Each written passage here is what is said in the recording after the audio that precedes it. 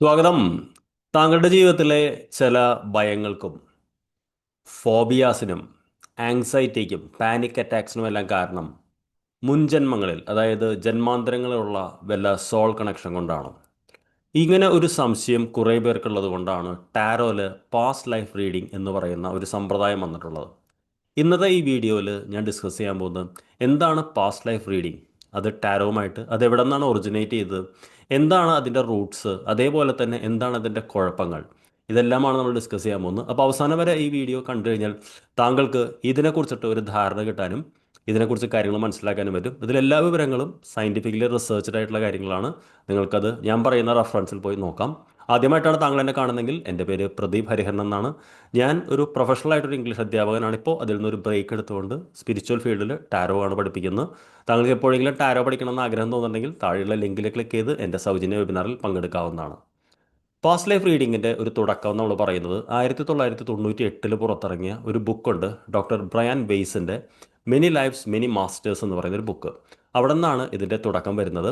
അതായത് അദ്ദേഹം ഒരു സൈക്കാട്രിസ്റ്റ് ആയിരുന്നു. സൈക്കാട്രിസ്റ്റ് എന്ന് പറഞ്ഞു കഴിഞ്ഞാൽ സയൻറ്റിഫിക്കലി നമ്മൾ ഒരു ഡോക്ടർ എന്ന് പറയുന്ന സൈക്കാട്രിസ്റ്റ്. യെയിൽ യൂണിവേഴ്സിറ്റിയിലാണ് അദ്ദേഹം വർക്ക് ചെയ്തിരുന്നത്. 1975 അദ്ദേഹത്തിന് ഒരു സ്ട്രേഞ്ച് ആയിട്ടുള്ള കേസ് അദ്ദേഹത്തിൻ്റെ ജീവിതത്തിൽ വന്നു. ആ അനുഭവമാണ് അദ്ദേഹം അതിൽ റെക്കോർഡ് ചെയ്തിട്ടുള്ളത്. അപ്പോൾ നിങ്ങൾ ഓർക്കണം, ഇദ്ദേഹം ഒരു ജൂതമതസ്ഥനാണ്. അതൊക്കെ അതിൽ റെഫറൻസ് ആയിട്ട് വരുന്നുണ്ട്. അപ്പോൾ പാസ്റ്റ് ലൈഫ്, സോളിൻ്റെ യാത്ര, ഇതൊന്നും അവരുടെ മതവിശ്വാസ പ്രകാരം ഇല്ല. ഒരു പ്രസൻറ്റ് ലൈഫിൽ മാത്രമേ അവർ വിശ്വസിക്കുന്നുള്ളൂ. അതേപോലത്തെ ഒരു എന്താ പറയുക, ഒരു ക്രിസ്ത്യൻ കാത്തലിക് ബാക്ക്ഗ്രൗണ്ടിൽ നിന്ന് വരുന്ന ഒരു പേഷ്യൻ്റ് അദ്ദേഹത്തിനുണ്ടായിരുന്നു. അവരുടെ പേര് കാതറിൻ എന്നായിരുന്നു.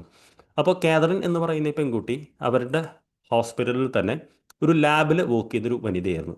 പക്ഷേ ഇവർക്കൊരു പ്രശ്നം എന്ന് പറഞ്ഞു കഴിഞ്ഞാൽ ഇവരുടെ ജീവിതത്തിൽ ഇവർക്ക് ചില സമയത്ത് ആങ്സൈറ്റി നിയന്ത്രിക്കാൻ പറ്റില്ല, ഭയങ്കര ആശങ്കയാണ്. അല്ലെങ്കിൽ ഇവരുടെ ജീവിതത്തിൽ ഇവർക്ക് ചില ഫോബിയാസ് ഉണ്ട്. അതേപോലെ തന്നെ പാനിക് അറ്റാക്സും വരും. പാനിക് അറ്റാക്ക് എന്താണെന്ന് ആൾക്ക് അറിയില്ലെങ്കിൽ ഞാൻ ജസ്റ്റ് പറഞ്ഞുതരാം. ഉദാഹരണത്തിന് ഹാർട്ട് അറ്റാക്കിൻ്റെ ഒരു പാനിക് അറ്റാക്കാണ് വരുന്നതെങ്കിൽ ഒരു ഹാർട്ട് അറ്റാക്ക് പേഷ്യൻറ്റിന് വരുന്ന എല്ലാ ലക്ഷണങ്ങളും ബോഡി സിംറ്റംസ് ഒരു ബോഡിയിൽ കാണിക്കും. പക്ഷേ നമ്മൾ ബ്ലഡ് ടെസ്റ്റ് ഇത് ചെയ്ത് നോക്കുമ്പോൾ അതിൽ ഒരു ഇതും ഉണ്ടാവില്ല. അതിനാണ് നമ്മൾ പാനിക് അറ്റാക്ക് എന്ന് പറയുന്നത്. അതായത് ഓൾമോസ്റ്റ് ഒരു അസുഖത്തിൻ്റെ എല്ലാ ലക്ഷണങ്ങളും കാണിക്കുകയും അതേസമയം നമുക്കത് ക്ലിനിക്കലി പ്രൂവ് ചെയ്യാനും പറ്റുകയില്ല.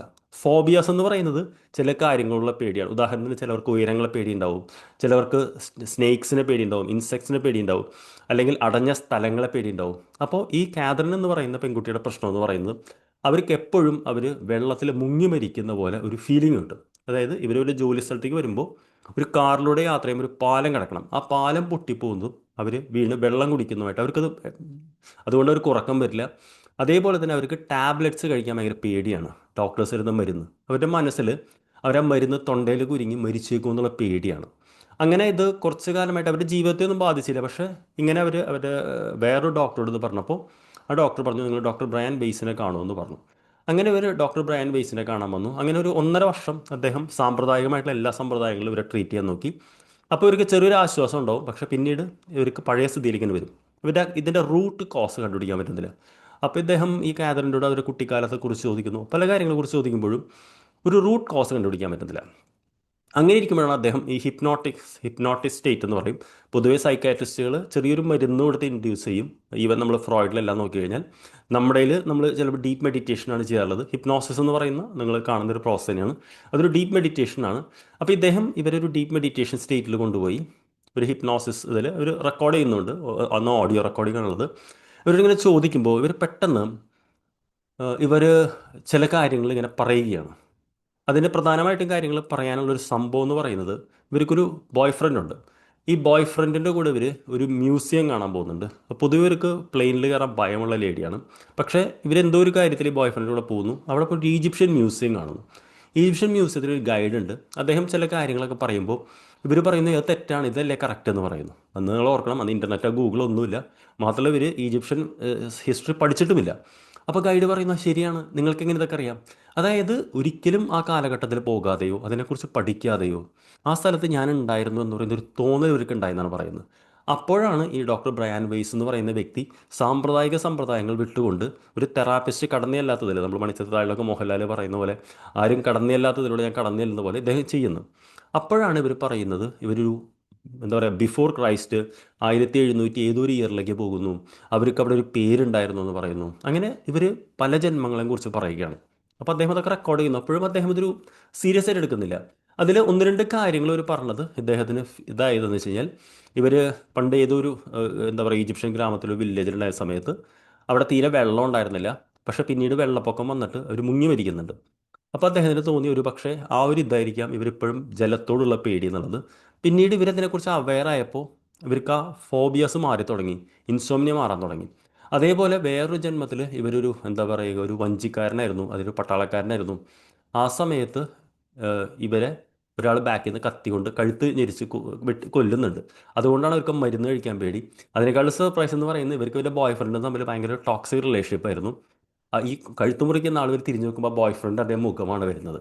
ഈ ഡോക്ടർ ഇവരെ നേരത്തെ പറഞ്ഞു വിട്ട ഡോക്ടർ എന്ന് പറയുന്നത് ഇവരെ ഒരു ജന്മത്തിൽ അച്ഛനായിരുന്നു എന്ന് കാണുന്നതാണ്. അങ്ങനെ ഇവർ പല ജന്മങ്ങളെ കുറിച്ച് പറയുന്നു. ഇന്ത്യ അവിടെ ഇവിടെ എല്ലാം പറയുന്നുണ്ട്, വളരെ ആക്യുറേറ്റ് ആയിട്ട് പറയുന്നുണ്ട്. ഈ ട്രാൻസ് സ്റ്റേറ്റിൽ അത് കഴിഞ്ഞ ഒരു ബോധത്തിൽ വരുമ്പോൾ ഇത് ഓർമ്മയുണ്ട്. അപ്പോഴും ഇദ്ദേഹം ഇതൊന്നും വിശ്വസിക്കുന്നില്ല. കാരണം വെച്ചാൽ ഒരു സൈക്കൈട്രിസ്റ്റ് എന്ന നിലയിൽ പെട്ടെന്ന് ഒരു അത്ഭുതപ്പെടുത്തിക്കൊണ്ട് ഒരു സംഭവം ഉണ്ടാകുന്നത് വെച്ച് കഴിഞ്ഞാൽ, ഒരു സെഷനിൽ ഇവർ പെട്ടെന്ന് അവരെക്കുറിച്ച് പറയുന്ന നിർത്തി ഈ ഡോക്ടറുടെ ജീവിതത്തിൽ, ഡോക്ടർ ബ്രയാൻ വെയ്സിൻ്റെ ജീവിതത്തിൽ ഉണ്ടാകുന്ന ഒരു സംഭവം പറയുകയാണ്.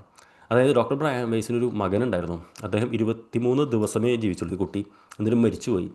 അദ്ദേഹത്തിൻ്റെ അച്ഛനൊരു ജൂയിഷ് പേരുണ്ടായിരുന്നു, അത് ആർക്കും അറിയില്ല. അത് ഇവർ പറഞ്ഞു, ഈ കുട്ടിയുടെ ഇത് പറഞ്ഞു. മാത്രമല്ല ഇവർ പറഞ്ഞത് എങ്ങനെയാണ്, ഈ കുട്ടി മരിക്കുന്ന ആ ഒരു സമയത്ത് ഈ ഡോക്ടർ സൈക്കാട്രിക്ക് വരണോ അതോ ഇൻറ്റേർണൽ മെഡിസിന് പോകണോ എന്നുള്ളൊരു കൺഫ്യൂഷനിൽ നിൽക്കുകയായിരുന്നു. അദ്ദേഹത്തിന് MBBS കഴിഞ്ഞുള്ള ആളായതുകൊണ്ട് ഏതിലൂടെ പോവാം. അങ്ങനെ ഈ കുട്ടി മരിക്കുമ്പോൾ 23 വയസ്സിൽ ഈ കുട്ടീനെ, അല്ലെ സോറി 23 ദിവസത്തിൽ ഈ കുട്ടീനെ രക്ഷിക്കാൻ പറ്റില്ല. അദ്ദേഹം ഒരു ഹാർട്ട് ഇതിലാണ് ഈ കുട്ടി ജനിക്കുന്നത്, സർജറി ഒന്നും ചെയ്ത് രക്ഷ. അപ്പോൾ ഇദ്ദേഹത്തിന് മെഡിസിനോട് ഭയങ്കര ദേഷ്യം വരും.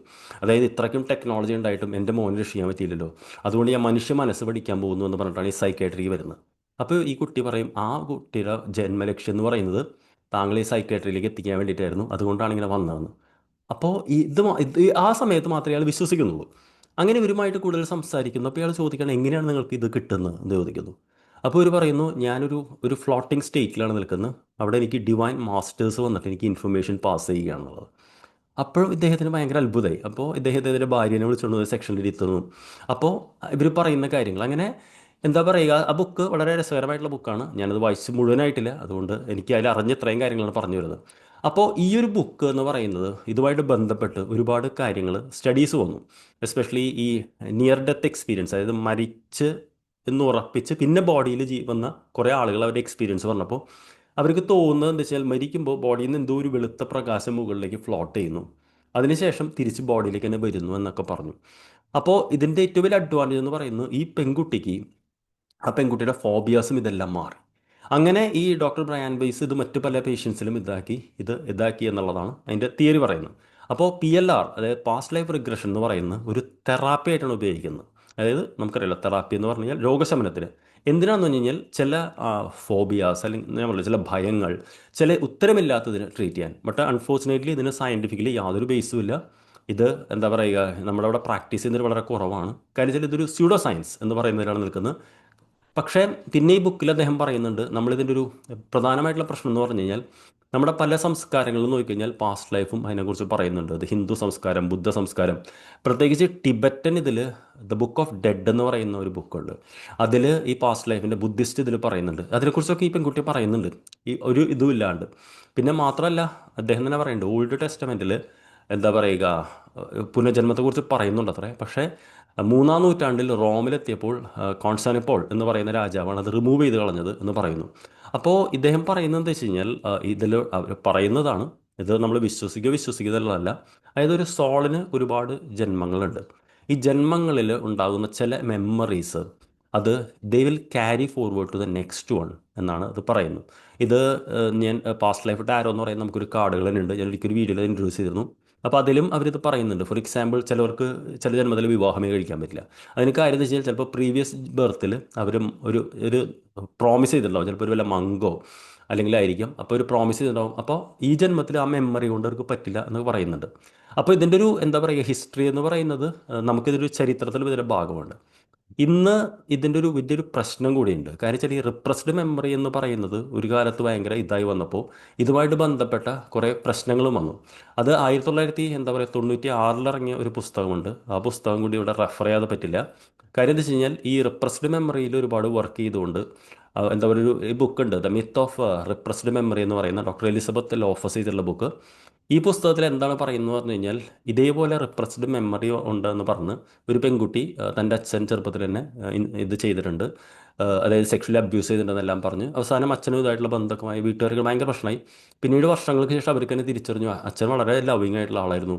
ഇതെല്ലാം ഇവരുടെ ഫോൾസ് ഇമാജിനേഷൻ ആയിരുന്നു, ഇവർ കണ്ട സിനിമകൾ, ഇവർ വായിച്ച നോവലുകൾ, ഇവർ വായിച്ചത്. അപ്പോൾ നമുക്കൊരു സയൻറ്റിഫിക് ആയിട്ടുള്ള ഒരു ആധാരവും ഈ പാസ്റ്റ് ലൈഫ് റിഗ്രഷൻ ഇല്ല, പാസ്റ്റ് ലൈഫ് തെറാപ്പിക്ക് ഇല്ല എന്നുള്ളതാണ്. പക്ഷേ എങ്ങനെയാണ് ഇത് ടാരോയിൽ വന്നത് എന്ന് ചോദിച്ചു കഴിഞ്ഞാൽ ഈ പാസ്റ്റ് ലൈഫ് റിഗ്രഷൻ എന്ന് പറയുന്ന ഒരു സംഭവം ടാരോ റീഡിങ്ങിൽ ഭയങ്കര അട്രാക്റ്റീവ് ആയിട്ട് വന്നു.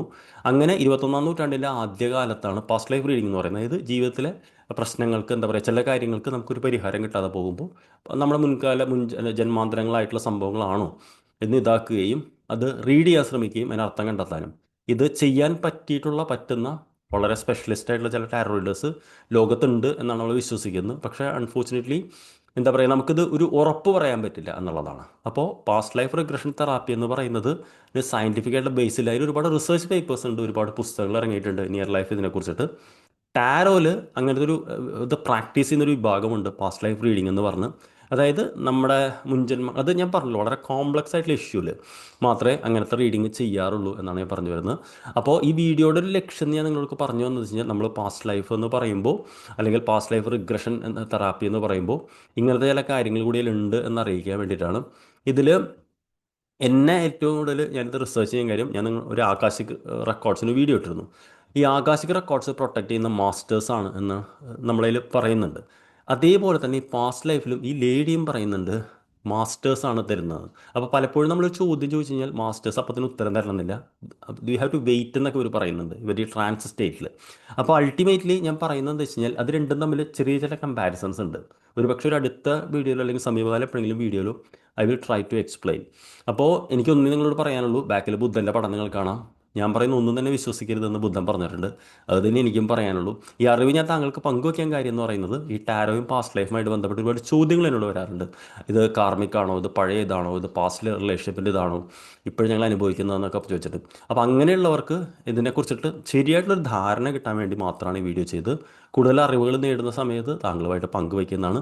താങ്കളുടെ വലിയേറെ അഭിപ്രായങ്ങളും നിർദ്ദേശങ്ങളും താഴെ കോമെൻറ്റ് ചെയ്ത് കഴിഞ്ഞാൽ തീർച്ചയായിട്ടും നമുക്ക് ഈ യാത്ര ഒരു നല്ല രീതിയിൽ മുന്നോട്ട് കൊണ്ടുപോകാൻ പറ്റും. താങ്കൾക്ക് ഒരുപാട് അറിവുള്ള ആളാണെന്ന് എനിക്കറിയാം. Thank you for watching. ഈ വീഡിയോ ഇഷ്ടപ്പെടാണ്, എൻ്റെ കോണ്ടൻറ്റ് ഇഷ്ടപ്പെടുകയാണെങ്കിൽ ഇത് ലൈക്ക് ചെയ്യാനും എൻ്റെ ചാനൽ സബ്സ്ക്രൈബ് ചെയ്യാനും മറക്കില്ലല്ലോ. ടാരോ പഠിക്കണമെന്നുണ്ടെങ്കിൽ താഴെയുള്ള ലിങ്കിൽ ക്ലിക്ക് ചെയ്ത് എൻ്റെ സൗജന്യ വെബിനാറിൽ പങ്കെടുത്ത് എൻ്റെ കമ്മ്യൂണിറ്റിയിലേക്ക് വരാനും ഞാൻ താങ്കളെ സ്വാഗതം ചെയ്യുന്നു. അവിടെയും നമുക്ക് ഒരുപാട് പഠനം നടക്കും. Thank you. I will see you in the next video. Until we meet, this is your trainer Pradeep Hariharan, signing of.